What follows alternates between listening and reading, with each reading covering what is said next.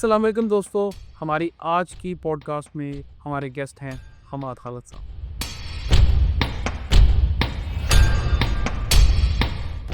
जब भी आप कोई नया बिज़नेस स्टार्ट करना चाहते हैं, तो आपके पास बहुत सारी स्किल्स होती है, लेकिन आपके पास वो एक्सपीरियंस नहीं होता कि इसमें आपको आगे चल के क्या-क्या प्रॉब्लम आ सकती है। एंटरप्रेन्योर के लिए तो एक कॉम्प्रिहेंसिव किस्म की स्किल्स चाहिए और आपको प्रैक्टिकल स्किल्स चाहिए कि एक्चुअली ग्राउंड रियलिटी में क्या हो रहा है बिजनेस।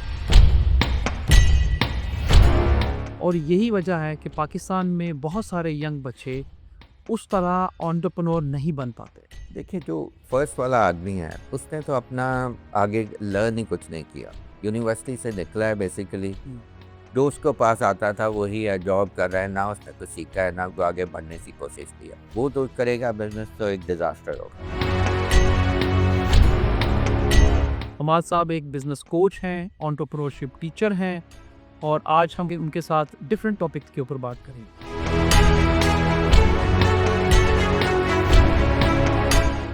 एंटरप्रेन्योरशिप के पाकिस्तानी इंटरनेशनल स्टैंडर्ड्स कहाँ खड़े हैं? हमारे यहाँ ये जो कॉन्सेप्ट है पकौड़े बेचने वाला, ये छोटे छोटे बिजनेसेस करने वाला, हम एग्जांपल देते हैं कर्नल सैंडर्स की, KFC वाले। अब दुनिया इससे बहुत आगे निकल गई है, ये बहुत ही अब पुरानी बात हो गई।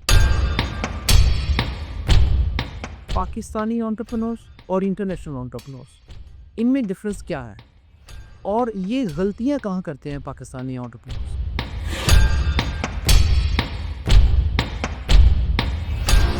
अस्सलाम वालेकुम जी। वालेकुम अस्सलाम। सर क्या हाल है आपका? ठीक ठाक, आप ठीक हैं, खैरियत से? मैं अल्हम्दुलिल्लाह ठीक ठाक।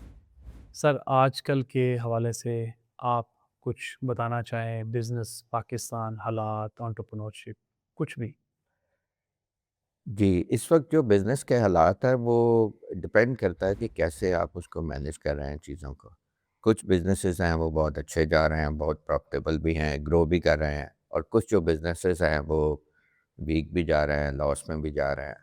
ये सब डिपेंड करता है आपकी एबिलिटी पे और आपके नॉलेज पे कि आप कैसे उन बिज़नेसेस को लेके चलते हैं, आपकी एक्सपीरियंस कैसा है, किस एरिया में एक्सपीरियंस है और किस में आप कितनी मेहनत से काम कर रहे हैं।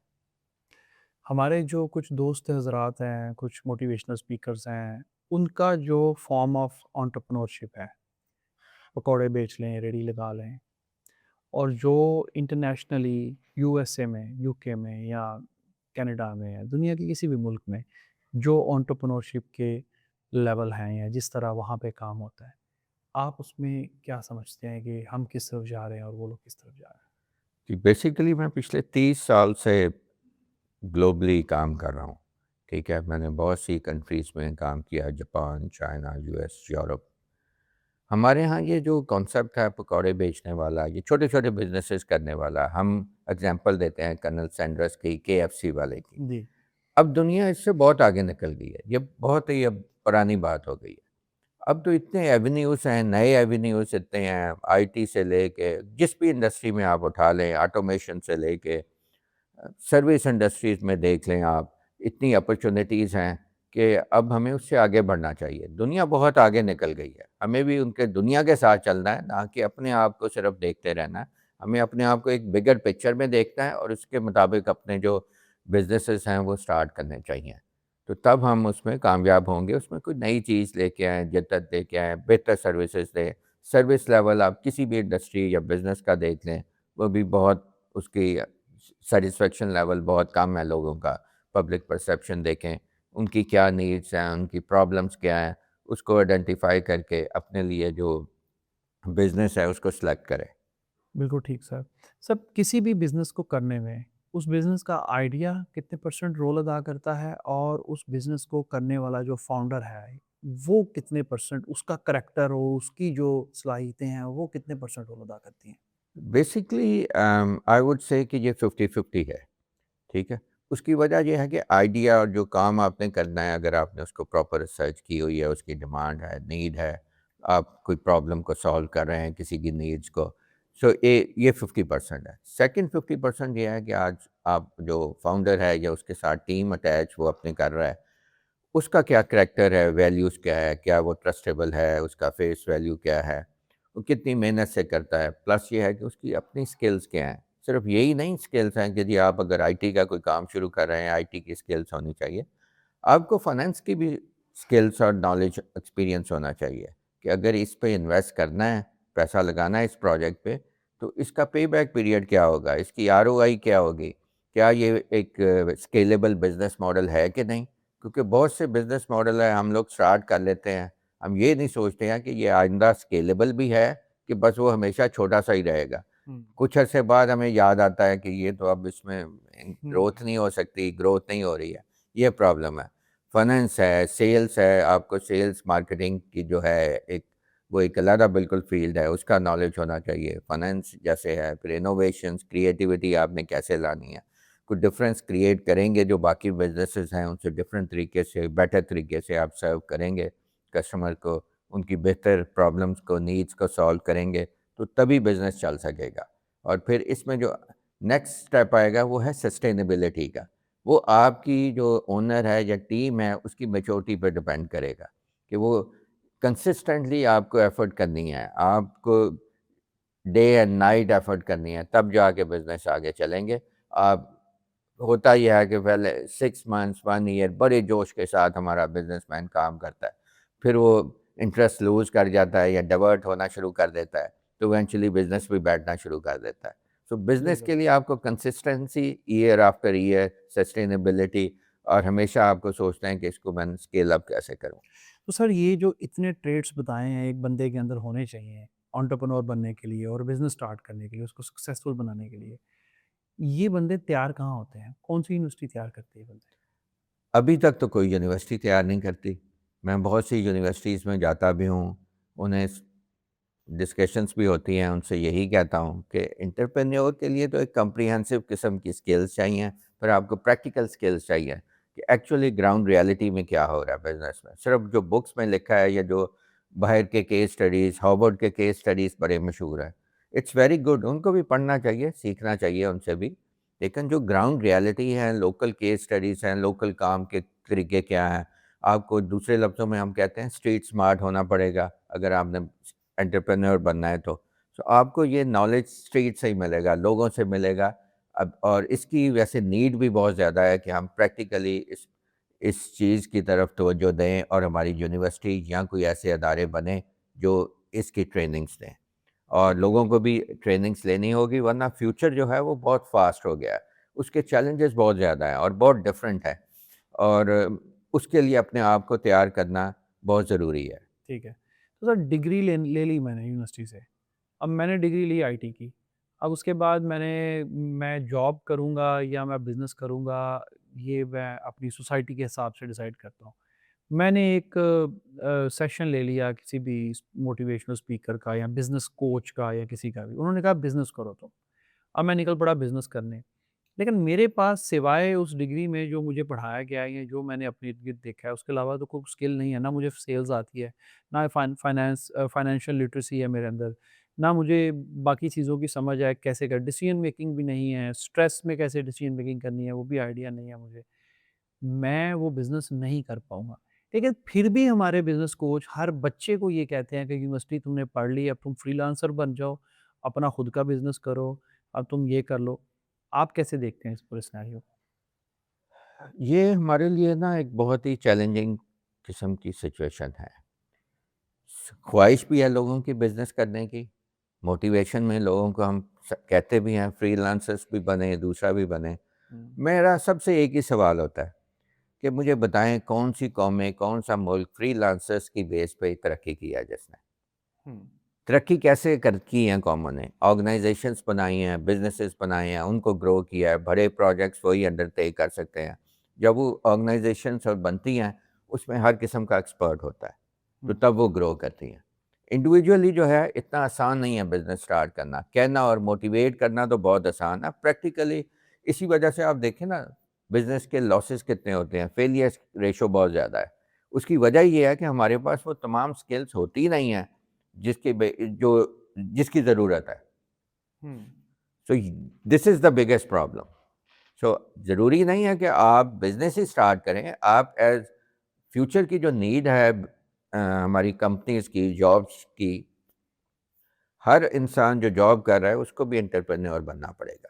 उसको भी 2x, 3x, 5x डिलीवर करना पड़ेगा, तब जाके उसकी ग्रोथ होगी कंपनी में और वैल्यू उसकी बनेगी और वो आगे ग्रो करता जाएगा। अब ऑर्गेनाइजेशंस ऐसी डेवलप हो रही हैं और आगे इस पे कुछ और भी काम कर रहा हूँ, मैं भी लोगों के साथ काम कर रहा हूँ कि जी अपनी टीम्स को, अपने एम्प्लॉयज़ को एज ए एंटरप्रेन्योर बनाएं।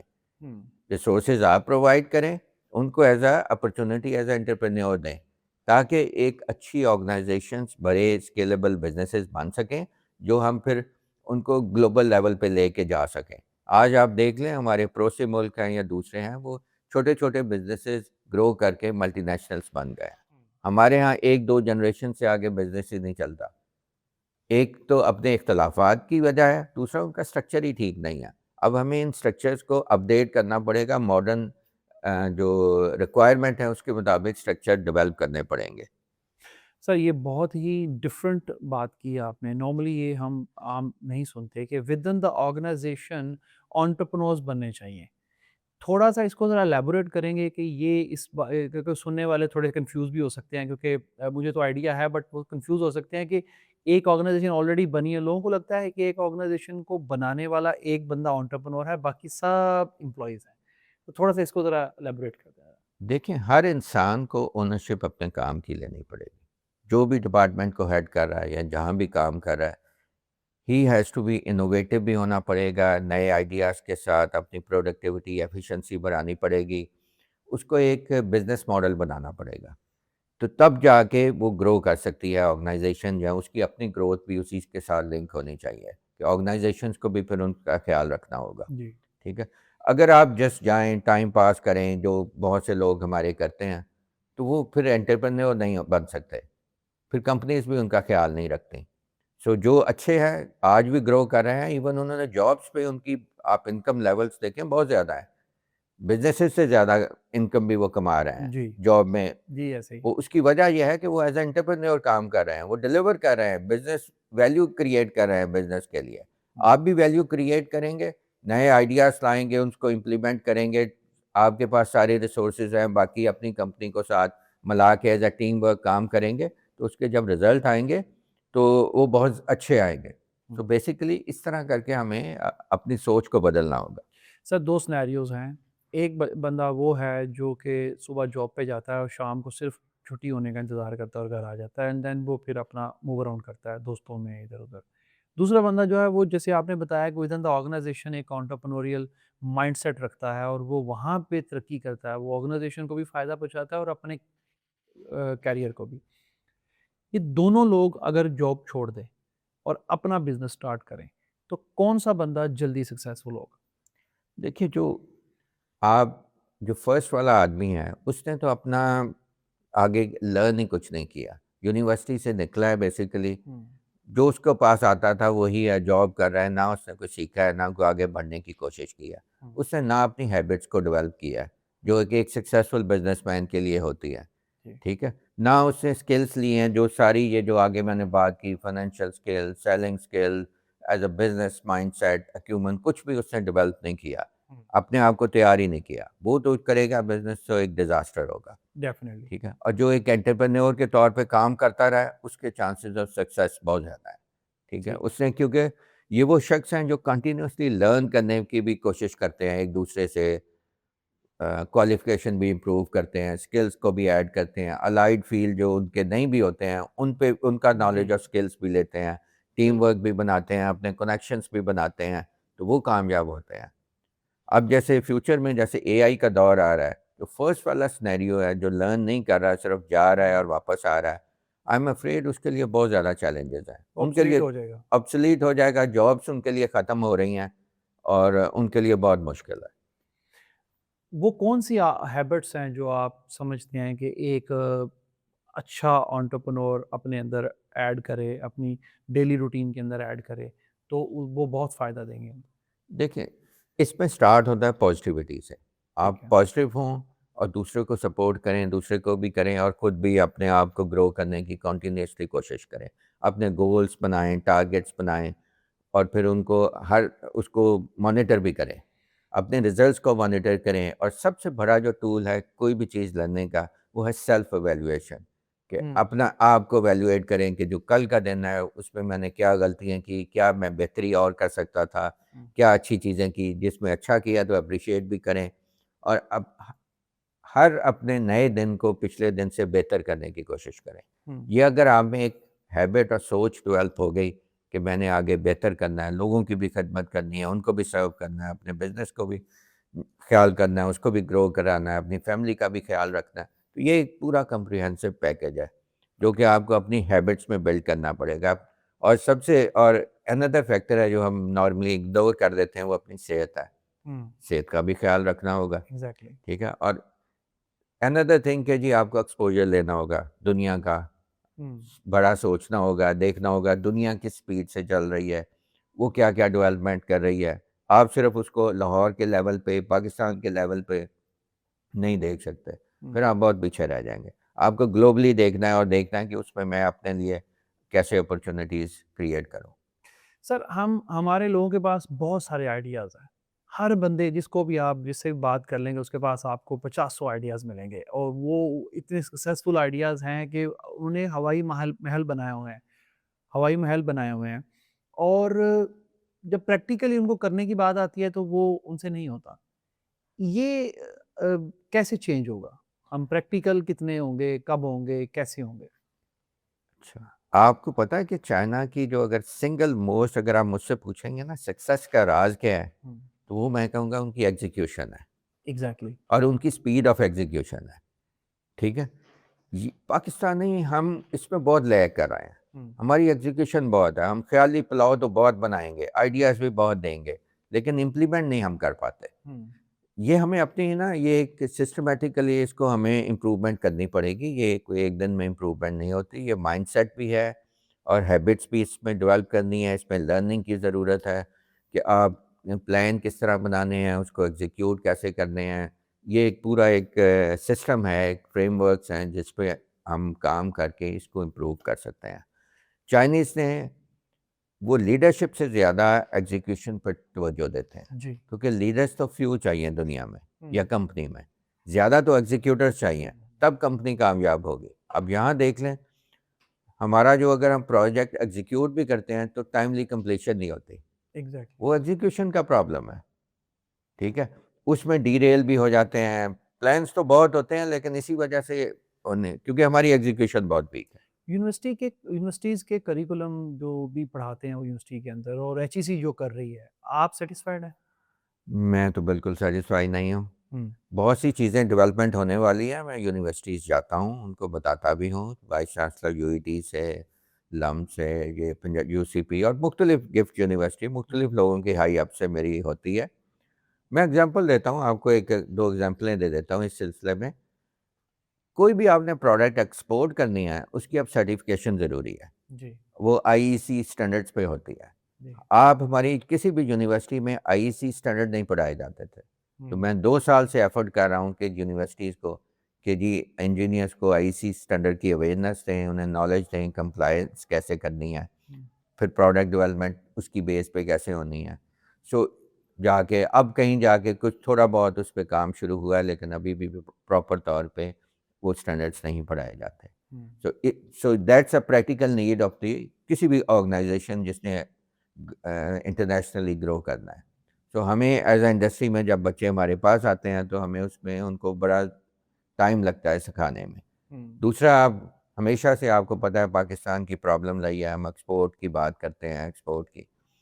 ये भी उसी तरह है कि हम ख़याली तौर पे बातें करते हैं। ना हमने मैन्युफैक्चरिंग इंडस्ट्री को ग्रो कराने की कोशिश की है, ना कभी फ़ोकस किया है और ना ही एक्सपोर्ट के लिए हमने चीज़ें तैयार की हैं। कोई एक्सपोर्टेबल प्रोडक्ट होंगी, मैन्युफैक्चरिंग होगी, तो तभी आप एक्सपोर्ट कर सकेंगे ना। और फर्दर इसके ये कि कोई यूनिवर्सिटी ऐसी नहीं है पाकिस्तान में जिसमें एक्सपोर्ट मार्केटिंग को एज अ स्पेशलाइज्ड फील्ड के तौर पे पढ़ाया जाए।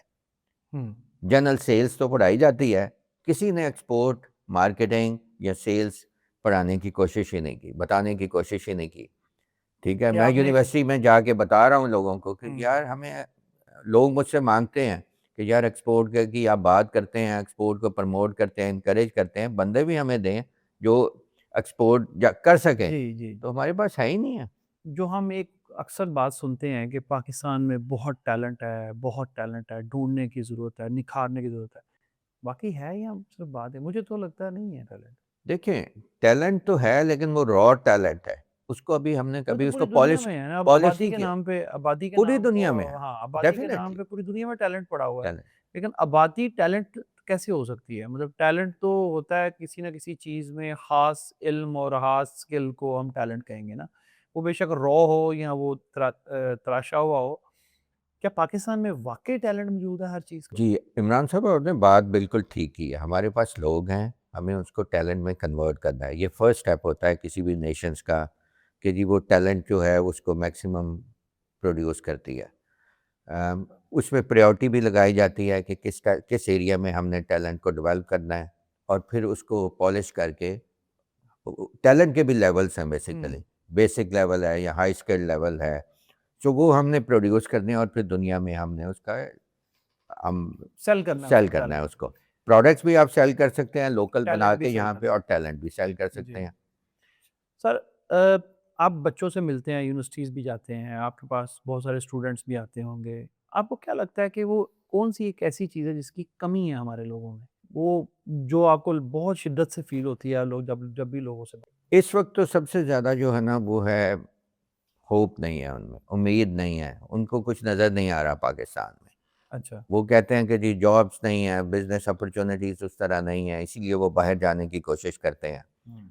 और इसमें सबसे ज़्यादा मैं उनसे जब बात करता हूँ तो मैं देखता हूँ वो अपना नुकसान भी बहुत ज़्यादा कर रहे हैं। वो मेहनत नहीं कर रहे हैं, सीख नहीं रहे हैं, वो बस डिग्री लेने की कोशिश करते हैं। हुँ। जबकि मैं उनको ये कहता हूँ कि अगर आपने बाहर भी जाना है तो यहाँ से स्किल लेके जाएँ, ताकि वहाँ जाके आप जल्दी आप जॉब कर सकें, कोई आपको मिल सके या बिज़नेस आप स्टार्ट करना है तो वो कर सकें। तो उसके लिए आपके पास स्किल्स होनी चाहिए, जितनी बेहतर होंगी उतनी आप बेहतर लेवल पे जाके अपनी वहाँ पे काम शुरू कर सकते हैं और जल्दी आप सेट हो जाएँगे। क्योंकि मैंने देखा है बहुत से पाकिस्तानीज़ बाहर गए हैं, उनको साला साल लग गया है सेट होने में। बहुत उन्होंने मुश्किल वक़्त गुज़ारते हैं, हार्ड वर्क करना पड़ता है, डर्टी जॉब्स भी करनी पड़ती हैं। आप देख लेना, इवन हमारे इंजीनियर्स, डॉक्टर्स यहाँ से जाते हैं, टैक्सी चलाते हैं। टैक्सियाँ चला रहे हैं। जी। तो बड़ी देख के तकलीफ़ भी होती है हुँ। कि यार ये तो बहुत अच्छा हाई स्किल काम इन्हें करना चाहिए, ये क्या काम कर रहे हैं। और अब तो वैसे भी टैक्सियों की फ्यूचर में नज़र यही आ रहा है, ये जॉब्स ऑट भी ख़त्म हो या जाएँगे। वो ठीक है, ऑटोमेटिक गाड़ियाँ ऑटो आ गई। टैक्सीज़ आ गई हैं तो उसमें ड्राइवरलेस टैक्सीज़ में अब हुँ। लोग चलेंगे। तो इसी तरह हम बात कर रहे थे जैसे कि टैक्सीज़ वाली जो दुनिया में ड्राइवरलेस टैक्सीज़ की वजह से ये जॉब्स भी ख़त्म हो रही हैं। तो जब भी जो भी बाहर जाए, इवन स्टूडेंट जाए जो इवन ग्रेजुएशन करने के लिए जाता है, तो वो भी कुछ स्किल लेके जाए, ताकि वहाँ जाके उनको मिनिमम वेज पे काम ना करना पड़े अपनी सपोर्ट के लिए। वो आजकल जैसे $8 के करीब अमेरिका में मिनिमम वेज है। जबकि वो ईज़िली अगर कुछ स्किल्स लेके जा रहा है, तो वो $15 $20 पर आवर पे जॉब कर सकता है वहाँ पे। सो अगर ये स्किल लेके जाने का फ़ायदा है। सो हुँ। अपना नुकसान ना करें, स्किल्स लें और फिर यहाँ पे जो बाकी बिज़नेसेस हैं, उन पे भी एफ़र्ट होनी चाहिए। उन गवर्नमेंट को चाहिए कि डीरेगुलेशन करें। इस वक़्त ओवर रेगुलेटेड हो गई है हमारे हुँ। बिज़नेसेस, जिस वजह से वो बिज़नेसेस के लिए बहुत मुश्किल हो गया है कि वो आगे ग्रोथ कर सकें। हुँ। नई जो है टाइम्स हैं, इन टाइम्स के लिए इतने रेगुलेशन जो हर साल नए से नए आते जा रहे हैं। हमारी अभी सिचुएशन नहीं है पाकिस्तान की या पाकिस्तान बिज़नेस इंडस्ट्री की कि वो इतनी रेगुलेशंस को अप्लाई कर सकें। इवन आप देख लें आम आदमी, आम बिज़नेसमैन जो है, वो ये रेगुलेशंस और प्रोसीजर पढ़ेंगे तो उसको समझ ही नहीं आते। हुँ। इवन समटाइम्स तो ऐसे होता है आप किसी एक्सपर्ट के पास चले जाएँ, लॉयर के पास चले जाएँ, 2-3 लॉयर से आप मशवरा करें, हर एक का ओपिनियन डिफरेंट होता है। क्यों? वो पॉलिसीज़, प्रोसीजर्स ऐसे बने हुए हैं कि आम आदमी की समझ में क्या आएँगे जब किसी एक्सपर्ट की भी जल्दी समझ नहीं आ रहा है। हुँ। सो हमें इस वक़्त डीरेगुलेशन करने की ज़रूरत है, सिम्प्लीफाई चीज़ें करें ताकि हम ग्रोथ पे जा सकें, बिज़नेसेस ग्रो हो सके, अनएम्प्लॉयमेंट वो कम हो सके, टैक्स खुद ही इकट्ठे हो जाएँगे। जब बिज़नेस ग्रो होगा तो टैक्स भी हो जाएँगे और सबसे ज़्यादा फ़ोकस ऑटोमेशन पे करें। ऑटोमेशन बहुत सी चीज़ों का सॉल्यूशन है। हुँ। सो दुनिया उस तरफ चली गई है, हमें भी बहुत तेज़ी से चाह के हर चीज़ को ऑटोमेट कर देना चाहिए। सिम्प्लीफाइड एंड ऑटोमेशन ये सॉल्यूशन है। फिर हमारे लोगों को भी मोटिवेशन होगा कि वो भी ज़्यादा पढ़ें, ज़्यादा मेहनत करें, नई स्किल्स हासिल करें, अपने आप को अपडेट करें ताकि दुनिया के साथ हम भी चल सकें। हमने सिर्फ ये नहीं देखना कि हम विद इन पाकिस्तान हम क्या कर रहे हैं, क्या परफॉर्म कर रहे हैं। हमें देखना है कि ग्लोबली हम कहाँ स्टैंड कर रहे हैं, तभी हम एक्सपोर्ट्स अपनी बढ़ा सकेंगे, अपनी वैल्यू बढ़ा सकेंगे। तो ये बहुत ज़रूरी है। तो सर अब हम क्वेश्चंस लेंगे और आप उन क्वेश्चंस के एक लाइन में आंसर कर सकते हैं या येस और नो में बता सकते हैं। अगर ज़रूरत हो तो आप थोड़ा एलैबोरेट भी कर सकते हैं। तो पहला मेरा क्वेश्चन ये है कि क्या एंटरप्रेन्योर को मेंटली तौर पे या इमोशनली कितना स्ट्रॉन्ग होना ज़रूरी है, या ये अल्टीमेट है कि स्ट्रॉन्ग होना ही पड़ेगा फिर जाके वो अच्छा एंटरप्रेन्योर बने? जी, एंटरप्रेन्योर को बहुत ज़्यादा स्ट्रांग होने की ज़रूरत पड़ती है। डे एंड नाइट ऐसे चैलेंजेस आते हैं कि वो बहुत ज़्यादा स्ट्रांग ज़रूरी है, बल्कि इसके साथ एक्चुअली वर्ड है मैच्योरिटी। वो एंटरप्रेन्योर में मैच्योरिटी होनी बहुत ज़रूरी है। अ, अच्छा ठीक है, थैंक यू सर। अब मेरा दूसरा क्वेश्चन ये है कि फेलियर से एक एंटरप्रेन्योर कितना सीखता है, या सीखता भी है या नहीं सीखता? बेसिकली जी, फेलियर से सीखने वाले सीखते हैं, हर कोई नहीं सीखता। हम्म, और जो सीख लेता है वो आइंदा बहुत कामयाब हो जाता है। सो ये इंडिविजुअल पे है, और इस पे डेफिनेटली हर एक को अपना सोच के और उससे आगे उससे फ़ायदा उठाना चाहिए। अच्छा नेक्स्ट मेरा क्वेश्चन है कि शॉर्ट टर्म फ़ायदा को छोड़ के लॉन्ग टर्म में डिसीजन करना कि मैं लॉन्ग टर्म प्रॉफिट या फ़ायदे की तरफ जाऊंगा, या शॉर्ट टर्म को प्रायोरिटी पर रखना, आप क्या समझते हैं दोनों में कौन सी अप्रोच ज़्यादा बेटर होती है? रिस्क लॉन्ग टर्म में ज़्यादा होता है चूँकि। बिज़नेस तो नाम ही लॉन्ग टर्म का है, ये शॉर्ट टर्म का नहीं है। शॉर्टकट्स जो है वो आपको कहीं को बहुत ज़्यादा नुकसान भी दे देते हैं और कई दफ़ा फ़ायदा भी देते हैं, लेकिन लॉन्ग टर्म में हमेशा आप ज़्यादा बेनिफिट। क्या सर नेक्स्ट क्वेश्चन मेरा ये है कि क्या सेल्फ अकाउंटेबिलिटी जो है वो एक कामयाब फाउंडर की पहचान होती है, या इसकी इतनी ज़रूरत नहीं है सेल्फ अकाउंटेबिलिटी, क्योंकि वो फाउंडर है और वो सबसे ऊपर है, उसको इतना अकाउंटेबल होना ज़रूरी नहीं है उसका? सेल्फ अकाउंटेबिलिटी बहुत ज़्यादा इम्पोर्टेंट है, और ये स्टार्ट फाउंडर से होगी तो नीचे तक चली जाएगी। बेसिकली तो हर इंसान को अपना अकाउंटेबल खुद होना चाहिए, उसको देखना चाहिए। थैंक यू सर, बहुत शुक्रिया आपका आज हमारे साथ बातचीत करने का। आप कोई मैसेज देना चाहते हैं तो आप डायरेक्टली यूथ को कोई मैसेज देना चाहें? जी, थैंक यू वेरी मच आपका बुलाने का। यूथ के लिए या हमारे यंगस्टर्स के लिए एक ही मेरा मैसेज है, अपनी स्किल्स को, अपनी डिग्रीज़ को, क्वालिफ़िकेशन दोनों चीज़ों को एनहांस करें और कंटिन्यूअसली करें। अब वो ज़माना ख़त्म हो गया है कि आपने जो पढ़ लिया एक दफ़ा यूनिवर्सिटी कॉलेज में और फिर जब आप प्रैक्टिकल लाइफ़ में आए हैं, तो अब ज़रूरत नहीं है। अब हर साल, हर लेवल पे आपको ज़रूरत पड़ेगी नेक्स्ट स्टेप पे जाने के लिए कि आप अपनी स्किल्स को भी इम्प्रूव करें और अपनी डिग्रीज़ और क्वालिफ़िकेशन को भी इम्प्रूव करें। किसी एक चीज़ से काम नहीं चलेगा, आपको दोनों ही करने पड़ेंगे अगर आपने एक कामयाब इंसान बनना है और आप चाहेंगे कि मैं कंटिन्यूअसली ग्रो करता रहूँ। Thank you. Sir thank you very much, आपका बहुत शुक्रिया आपके साथ गपशप करने का। मेरा भी सबको यही मैसेज है कि बिज़नेस और फ्रीलांसिंग में बहुत फ़र्क होता है। फ्रीलांसिंग एक पूरे का पूरा माइंडसेट है जिसमें आप सुबह रेडी होते हैं कि किसी एम्प्लॉयर से आपने मैसेज लेना है और फिर उसकी एग्जीक्यूशन करनी है। और बिज़नेस के अंदर आपको सारे फ़ैसले करने होते हैं, डिसीजन मेकिंग करनी होती है, और ये डिसीजन मेकिंग जो होती है ये एक प्रोसेस के थ्रू आप लर्न करते हैं। टीम बिल्डिंग, डिसीजन मेकिंग एक एंटरप्रेन्योर की सबसे बड़ी पहचान होती है। अगर कोई बंदा टीम बिल्डिंग नहीं कर पा रहा, तो दैट मीन्स कि उसके अंदर कुछ खामियां हैं और उसको लर्न करना चाहिए। जैसे सर ने बताया कि ये process from freelancer to entrepreneur और एजेंसी जैसे आईटी के अंदर हम कहते हैं, तो इसके लिए एक पूरे का पूरा पहले एक लिस्ट ऑफ आइटम्स है जो हमें अनलर्न करनी है, और फिर एक दूसरी लिस्ट ऑफ आइटम्स है वो हमें सीखनी है। दोनों मुख्तलिफ ट्रेड्स हैं, तो आप लोग समझ जाएं। बहुत सारे लोग आपको सिर्फ सेल्स को ही फ्रीलांसर टू एजेंसी मॉडल में कन्वर्ट होने को सेल्स को की पार्ट समझते हैं, लेकिन sales just a one part. आपका पर्सनल ग्रोथ, आपका करेक्टर, आपका खुद का एक जो एक एंटरप्रेन्योर है आपके अंदर का, उसके ट्रेड्स, ये बहुत सारी चीज़ें इन्वॉल्व होती हैं इसके अंदर। आपका एटीट्यूड और आपकी अंडरस्टैंडिंग माइंडसेट, फिर जाके सेल्स आती हैं। सेल्स बहुत ही बाद में आता है और बहुत छोटा पार्ट है। तो इसलिए ये समझ के अपने आप की अपनी ट्रांसफॉर्मेशन करें। पाकिस्तान में बहुत सारे फ्रीलांसर्स हैं जो एजेंसी में कन्वर्ट होना चाहते हैं। आप सबके साथ को रिक्वेस्ट है कि ये सारी चीज़ों को अंडरस्टैंड करके फिर आगे बढ़ें। थैंक यू वेरी मच, बहुत शुक्रिया।